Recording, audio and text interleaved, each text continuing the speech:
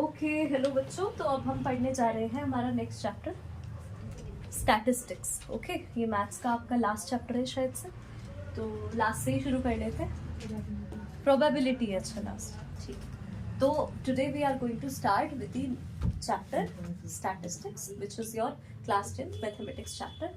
तो बेटा स्टैटिस्टिक्स से रिलेटेड ना आपने पहले भी पिछले साल भी कुछ चीज़ें पढ़ी है 9th में भी, जैसे आपने मीन निकालना सीखा होगा, मीडियन सीखा होगा, ओके, मॉड सीखा होगा, किसी भी डेटा का ग्राफिकल रिप्रेजेंटेशन कैसे होता है, ये सारी चीज़ें आपके पास 9th में थी। तो अब थोड़ा सा हम मीन से ही शुरू करेंगे। मीन जो है ना वो होता क्या है बेटा, it is the sum of all observations upon number of observations.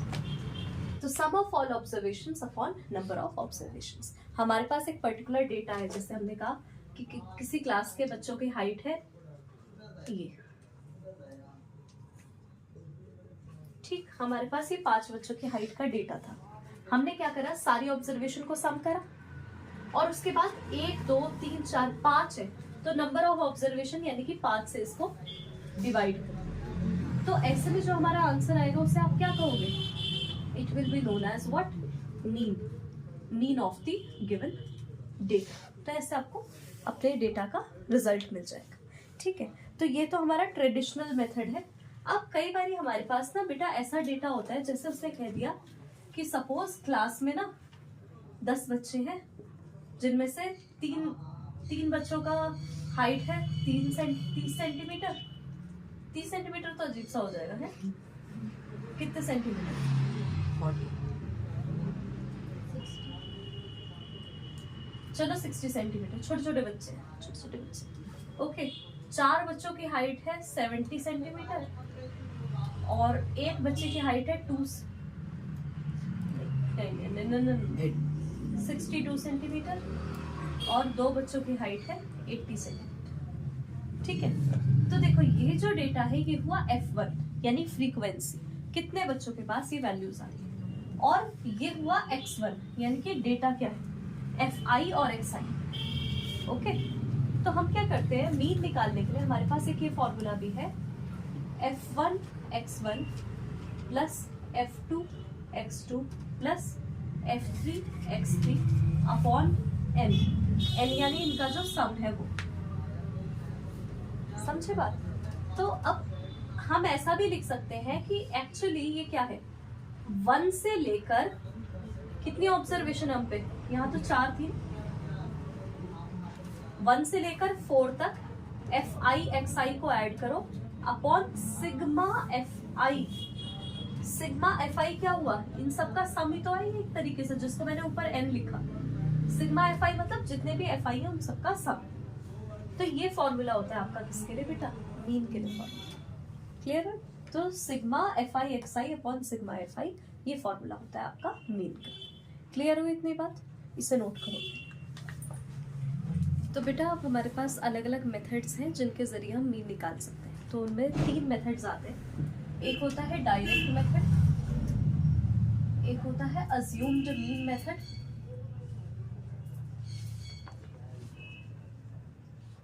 और तीसरा होता है स्टेप डेविएशन मेथड।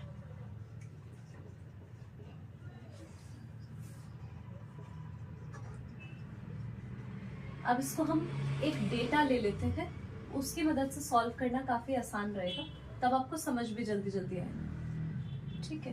तो डेटा कुछ ऐसा है बेटा, हमारे पास सपोज हम पे इंटरवल है 10 से 25, 25 से 40, 40 से 55, 55 से 70, 70 से 85 से 100, ठीक। और इसके लिए जो आपको इसने कहा नंबर ऑफ स्टूडेंट, ये क्लास इंटरवल है और यहाँ नंबर ऑफ स्टूडेंट ये दे रखे हैं आपको 2 3 7 6 6 6। एनसीईआरटी का ये एग्जाम्पल है ये, ओके।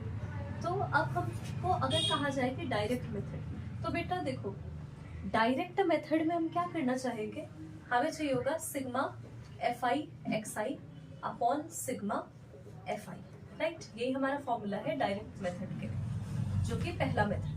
ठीक, अब इसमें क्या है, हमारे पास ये जो इंटरवल दिया है, ये दोनों चीज का इंटरवल है ना, ठीक, हमें क्या करना है, xi चाहिए, ये तो fi हो गया, xi हम पे है ही नहीं, तो क्या करते हैं इसमें, ये दोनों टर्म का करते हैं सम और उसको कर देते हैं डिवाइड बाय 2।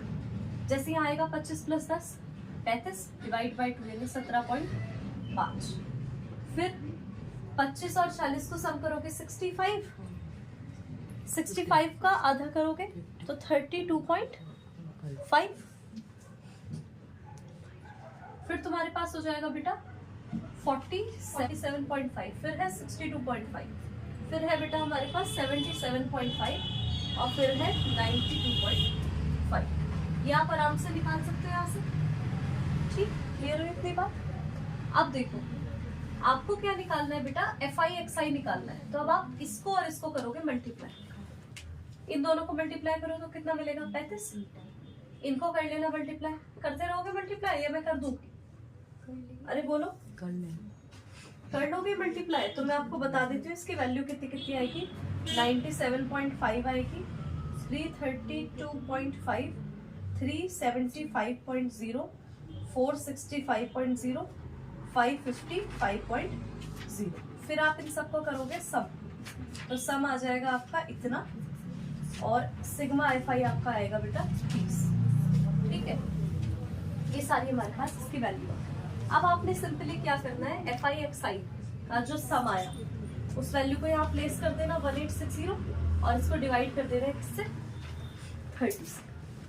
अगर आप इसे डिवाइड कर दोगे तो आपके पास जो आंसर आएगा वो आ जाएगा आपका। ठीक, तो ये मेथड कहलाता है डायरेक्ट मेथड।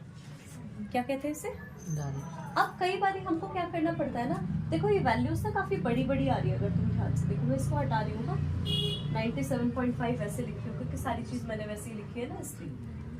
अब मुझे क्या है, यहाँ पर से ये जो डेटा मिला, डेटा तो चलो ठीक है, अब ये वैल्यूज बहुत बड़ी बड़ी है। अब ये तो चलो फिर भी एक बार को छोटी है, इससे बड़ी बड़ी वैल्यूज भी तो आ सकती हैं। तब के लिए हम क्या करेंगे, तो उस केस में हम निकालते हैं बेटा एक DI कैसे निकलता है, XI माइनस A करके निकलता है, XI माइनस A। अब A क्या चीज है वो समझना, ठीक है।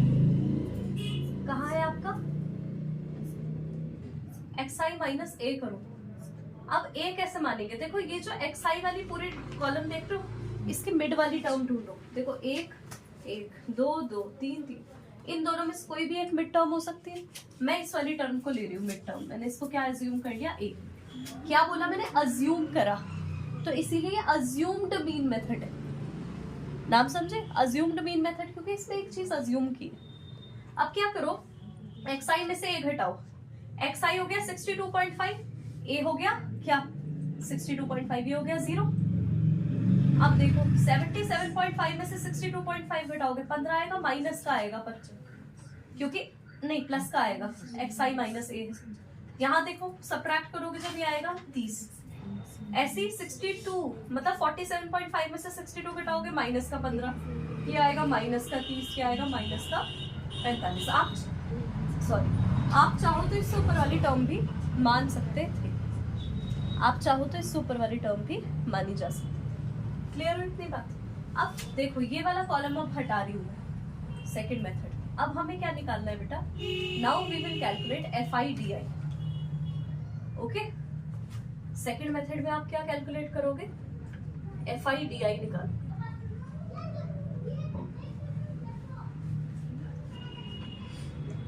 अब जब आप इसका FI/DI करोगे बेटा, तो निकाल लेना यहाँ से सॉल्व करके। ये सारी वैल्यूज आपकी FI थी, ये XI था, ये DI था। अब आप क्या करोगे, इसको इससे मल्टीप्लाई करो, इसको इससे, इसको इससे, इसको इससे। ठीक, इनको मल्टीप्लाई करना, फिर करना इसका सम FI/DI का। ठीक है, जब सम करोगे तो फिर फॉर्मूला आता है A plus sigma FI/DI upon sigma FI। ये किसका फॉर्मूला है बेटा, अज्यूम्ड मीन मेथड का फॉर्मूला। क्लियर हो इतनी बात, अच्छे तरीके से समझ में आई पूरी। पहले ये दो मेथड देखे, फिर आपको थर्ड मेथड बताऊं। ओके। तो बेटा ये एग्जाम्पल नहीं है, ये एक्टिविटी है आपकी बुक में। ओके, अब सुनिए ध्यान से। अब 2 मेथड आपने सीख लिए, तीसरा मेथड आपके पास है स्टेप डेविएशन मेथड, ये वाला। इसमें देखिए क्या करना है, पूरा डेटा आपके पास है। देखो इस मेथड में क्या है, CI आपको दिया है, FI XI दिया है, DI तक निकालना है। अब आपको देखना है कि ये जितने भी XIN के बीच में कितने कितने का गैप है। देखो 17 और 32.5 इनके बीच में गैप है 15 का, ऐसे ही फिर इनके बीच है 15 15 15 15। तो यहाँ जो H है ना हाइट, वो ही 15। तो अब आपको क्या करना होता है, UI निकालना होता है। UI होता है XI माइनस A/H, यानी जो भी ये आंसर्स आ रहे हैं ना DI वाले कॉलम में, इन सबको किससे डिवाइड कर दो, इस हाइट से डिवाइड कर दो। तो -45 डिवाइड बाय 15 ही हो जाएगा -3। फिर देखो -30 डिवाइड बाय 15 -2, ये होगा -1, ये होगा 0, ये होगा 1, ये होगा 2। अब इन UI का सम कर लो बेटा, सिग्मा FI UI कर। देखो सम कितना आया इनका, -3 आया इनका सम। डेविएशन मेथड का